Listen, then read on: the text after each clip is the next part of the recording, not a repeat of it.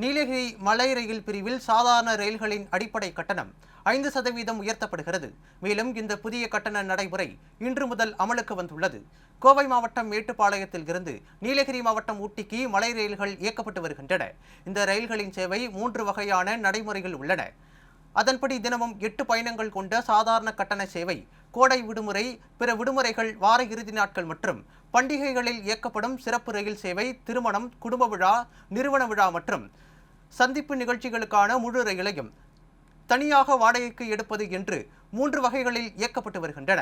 ஊட்டி மலை ரயில்களில் சாதாரண கட்டண ரயில்களில் பயணிக்க முதல் வகுப்பில் மேட்டுப்பாளையம் முதல் குன்னூருக்கு 500 ரூபாயும், 2வது வகுப்பில் பயணிக்க 250 ரூபாயும் கட்டணம் வசூலிக்கப்படுகிறது.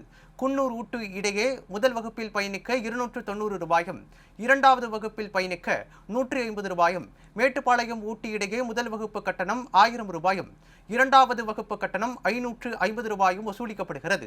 இந்த நிலையில் அந்த ரயில்களின் கட்டணம் தற்போது 5% உயர்த்தப்படுவதாக ரயில்வே நிர்வாகம் சார்பில் தெரிவிக்கப்பட்டுள்ளது.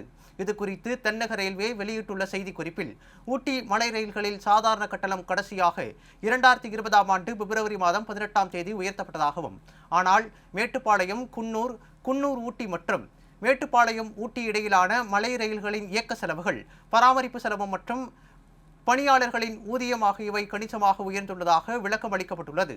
இதனை ஈடுகட்டும் வகையிலும் வருவாய் இழப்பை சமாளிக்கும் வகையில் நீலகிரி மலை ரயில் பிரிவில் சாதாரண ரயில்களின் அடிப்படை கட்டணம் 5% உயர்த்தப்படுகிறது.